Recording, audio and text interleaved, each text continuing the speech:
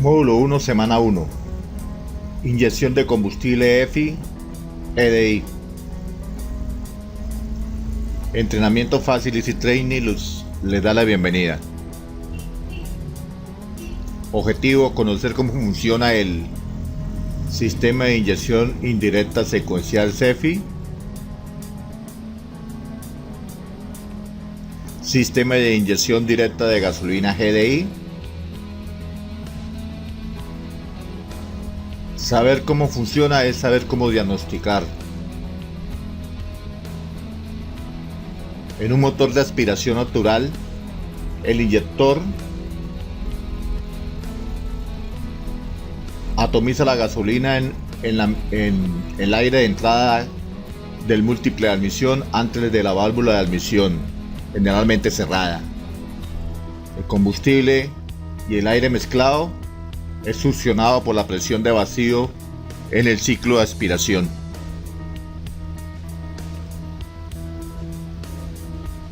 El sistema de inyección de combustible CEFI es multipunto, y en los motores de aspiración natural el combustible se inyecta en el múltiple de admisión con la ayuda del vacío del motor de aproximadamente 3 pulgadas de mercurio, y esta presión de succión se ubica detrás de la válvula de admisión.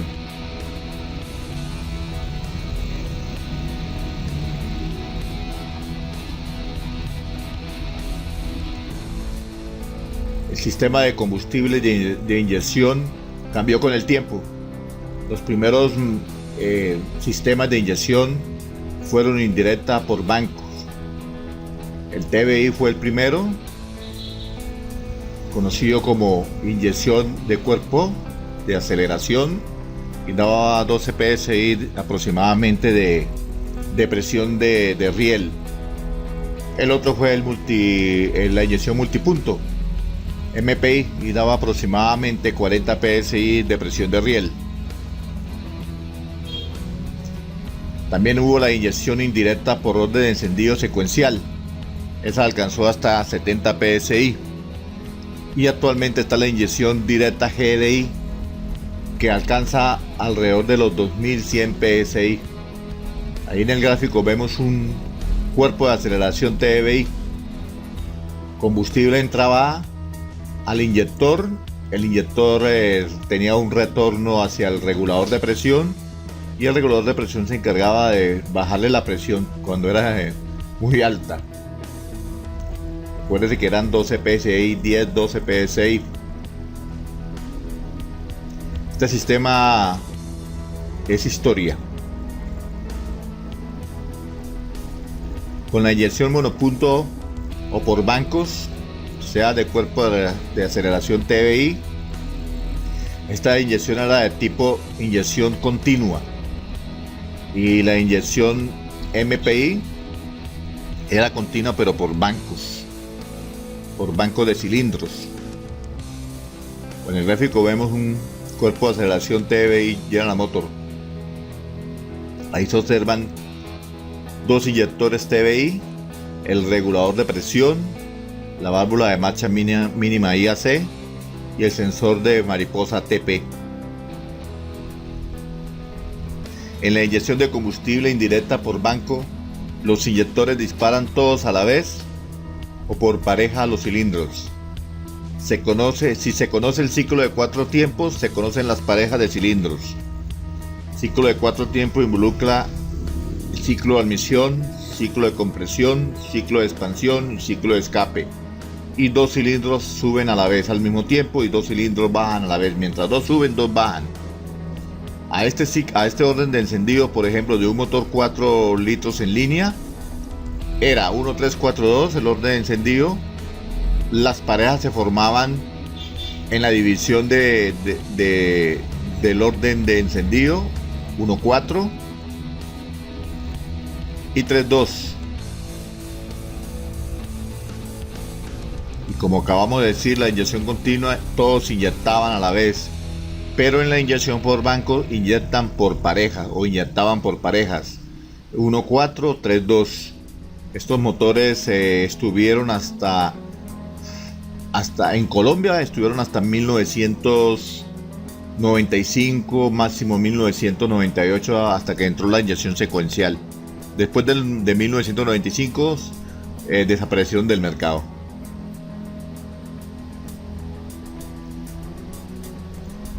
Las parejas de cilindro se consiguen a partir del orden de encendido. Por ejemplo, hay número de cilindros y orden de encendido. Entonces, para un motor 4 en línea acabamos de decir que es el 1342, pero para un motor 6 en B, en este caso un General Motor, el orden de encendido es 16, 54, 32, y las parejas serían 1.4, 6.3 y 5.2.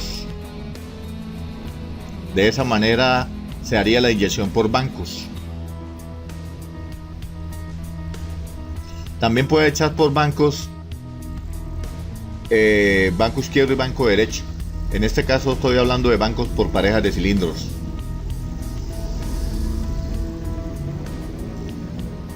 Otra de las cualidades que debemos conocer en los motores inyectados de combustible es la relación que tiene la PCM con los sensores. La PCM busca que todas las señales que lleguen sean confirmadas. A esa confirmación se le llama lazo cerrado, o feedback, o retroalimentación. Por ejemplo, aquí vemos una retroalimentación del sensor de riel de combustible, FRP, y esta retroalimentación es para estar ajustando la presión y el caudal de combustible. La retroalimentación de lazo cerrado sirve para que la PCM tome decisiones de ajuste siempre.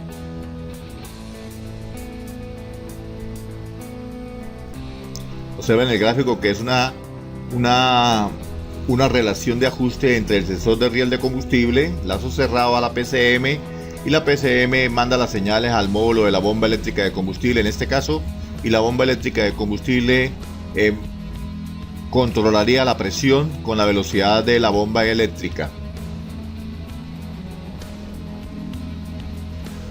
Otro caso de lazo cerrado es la señal que hace el sensor lambda o sensor de oxígeno a la PCM. Con esta señal la PCM ajusta la relación de aire-combustible.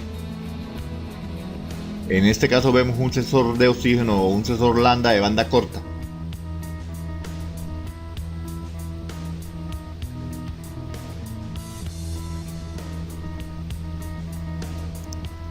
Otra señal que recibe la PCM para hacer lazo cerrado o feedback o retroalimentación es la señal de sensor de pedal de acelerador, APP. También lo hacía y lo hace con el sensor de posición de la mariposa, TP. Con esta señal se ajusta la carga y torsión del motor. Aquí vemos un cuerpo de aceleración automático o mecanizado o electrónico, como le dicen, y tiene dos señales de feedback: la señal del sensor de pedal de acelerador APP y la señal del sensor de posición de mariposa, TP.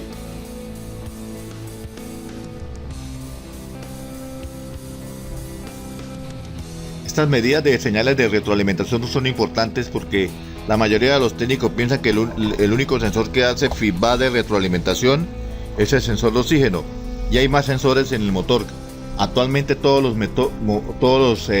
electrónica de inyección tiene al menos un sensor que está haciendo correlación para ajustar el pulso de inyección, el avance de encendido o cualquier otra actuación que tenga el motor en su contextura. Generalmente se estudian tres señales en voltaje y en amperaje. El voltaje es una fuerza electromotriz, es una fuerza de potencia, y el amperaje o corriente eléctrica es un flujo de electrones. La batería, cuando el motor está en QE, o sea, está detenido, se encarga de entregar el flujo de electrones, pero cuando el motor está encendido o está en cover, es el alternador el que se encarga de entregar el flujo de electrones a la fuente de funcionamiento. La fuente de batería puede ser de 12.6 voltios estática, y la fuerza del alternador puede ser alrededor de 13.6 voltios dinámico. Aquí vemos una señal de voltaje directo, polaridad 12 voltios positiva, siempre es constante. 12 voltios, voltaje de potencia, BPWR. Hay dos potenciales, 0 voltios y 12 voltios. Esto es importante que lo reconozcan. Uno maneja en un diagnóstico de motor dos potenciales, 0 y 12. De ahí no se sale. La otra señal es la señal de amperaje o de voltaje, que es alterna o sinusoidal. Eso se le conoce como voltaje de corriente alterna, VCA. Y se miden varias señales porque son señales que están en tiempo. La polaridad puede ser positiva o negativa, y el tiempo usted lo puede medir en milisegundos o en frecuencia, que es el inverso de un segundo, o en ciclos o periodos. Generalmente actualmente los osciloscopios y las mediciones se dan en tiempo. Si usted quiere hallar la frecuencia, se invierta el tiempo y haya la frecuencia en hertz.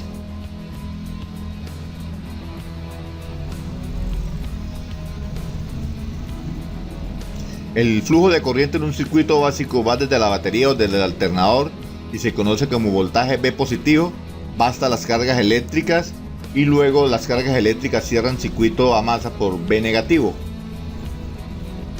Observen ahí un alternador y una batería como sin cargas. El alternador le está haciendo alimentación a la batería hace de acumulador. Sería una especie de carga. El acumulador, hasta que ella carga, el sistema se regula para que la batería esté cargando. Entonces se ve positivo, amperaje positivo, el negativo, amperaje negativo, y la masa de chasis para cerrar circuito con la masa del alternador, con la masa de chasis del alternador. Si usted quiere medir, puede utilizar un voltímetro o una pinza perimétrica. Lo puede medir por positivo o lo puede medir por negativo. Aquí está mostrado por positivo. Y también ahora se muestra el alternador y la batería, pero ahora con cargas. Pues en este caso la alimentación iría en coher, en movimiento dinámico, hacia las cargas, y las cargas cerrarían el circuito a masa de chasis. Esto es lo más básico que se puede explicar. Pero si usted entiende este concepto, entiende el diagnóstico de cualquier motor, ya sea de 12 voltios o sea de 24 voltios de motores diésel.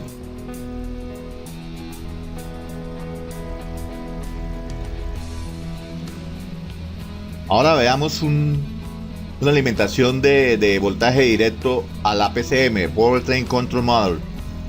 La PCM recibe ese voltaje directo desde la batería en coheo llave on, motor off, y es una alimentación V positivo en 12.6 voltios o VPWR, voltaje de potencia, el potencial mayor del motor, o en alternador en coher, llave on, motor encendido.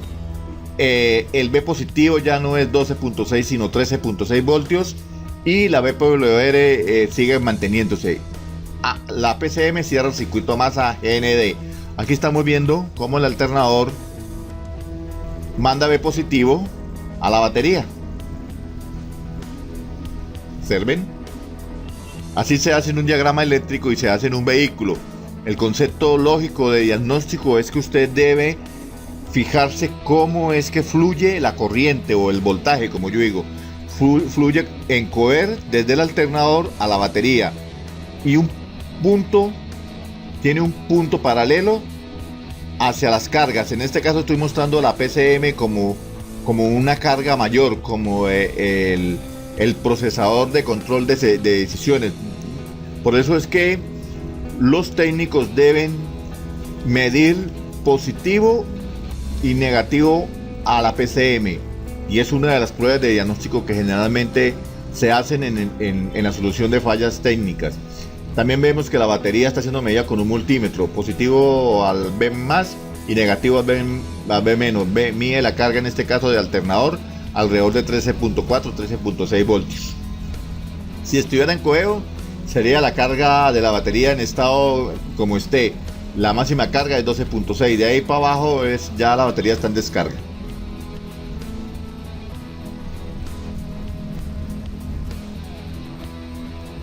Ahora, hablé que la PCM es el procesador, la carga mayor, pero de la PCM maneja señales de voltaje a los sensores. En este caso la carga pasa a ser una subcarga. Los sensores son cargas de la PCM. La PCM se transforma ahora en una fuente de voltaje directo, transformando el voltaje del alternador BPWR a un voltaje de referencia de 5 voltios y la señal la cierra un retorno a la computadora, se llama masa de retorno, y se hace a través de la carga, que en este caso que vemos en el gráfico, un sensor TP de 3 cables. Recibe voltaje 5, señal TP y masa de retorno. Por el tipo de sensor se manejan 3 cables. Y se muestra en el gráfico la alimentación del alternador y la masa chasis. Estos son los componentes que usted debe medir y diagnosticar como lógica. O sea, cualquier sensor tiene que estar alimentado desde la computadora. Cualquier sensor tiene que retornar señal a la computadora. Cualquier sensor tiene que tener una masa de retorno a la computadora. Y la masa de computadora está recibiendo alimentación de alternador, voltaje de batería, como yo le digo, y una masa chasis. 5 cables que hay que tener en cuenta, 5 voltajes. Esto es muy sencillo. Usted en su diagnóstico lógico de un código de falla de un sensor TP está determinando que puede ser el sensor TP, lo mide, pueden ser los cables, lo mide, o puede ser la computadora, mide la alimentación y la masa de la computadora. En ese proceso lógico de diagnóstico usted descarta el sensor, la carga, descarta los cables, los conductores, o descarta la PCM en este caso como el problema, o descarta si es un problema de alternador o de batería o contacto de chasis. Es muy sencillo. Los actuadores también son cargas, pero su funcionalidad es muy diferente. Ellos reciben voltaje directo desde la batería o del alternador y cierran circuito por a través del actuador por una señal de control al driver de la PCM. Entonces en este caso están involucrados, como en el caso de los sensores, el alternador, la batería, el actuador, que en este gráfico se muestra un inyector de 2 cables, recibe 12 voltios o BPWR en encoder o BPWR en coeo, y un cable de control que ese cable de control es el punto negativo, la señal a masa que le hace el controlador, el driver de la PCM, para llevarlo a tierra a través de GND. La PCM maneja BPWR independiente del alternador como cable, pero como señal de voltaje, si falla el voltaje del inyector, también debería fallar el voltaje de la PCM si fuera problema del alternador. Pero si fuera problema de cableado, probablemente el que falle es el inyector, más no la computadora. Esos son procesos de diagnóstico.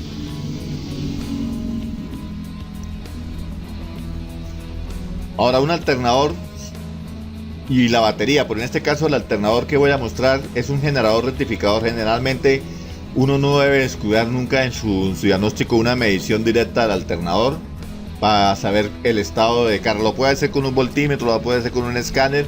Debe saber cuánto están mandando en coger al alternador, debe saber cuánto está recibiendo la batería, que debe ser igual a lo que le manda el alternador, y en coeo debe medir la batería para saber el estado de carga de la batería. Por ejemplo, aquí estamos viendo una carga eléctrica que se corresponde a la bomba de combustible que está introducida dentro del tanque de combustible. Esta es una carga que recibe 12 voltios y los 12 voltios tienen que ir a masa. Por eso tiene una entrada de 12 voltios y una salida a chasis.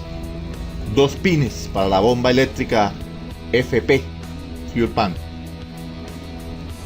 También vemos ahí que tiene otro componente,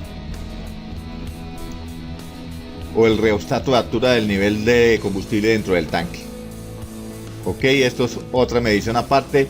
Es lo mismo, es un rheostato, es como un TP, tiene una entrada de voltaje, una señal loca, o sea o que sea una señal loca, no, una señal que se manda a tierra, porque es un rheostato. Dependiendo del rheostato puede ser una señal loca, o sea que queda abierta, y una señal que va al tablero de instrumento o a alguno de los computadores para indicarle que el estado de nivel del tanque de combustible.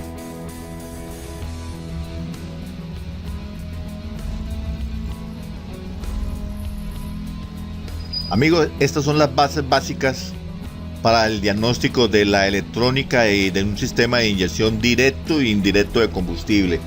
Si usted entiende este concepto básico, entendió ya cómo va a resolver problemas de código de fallas en los motores inyectados.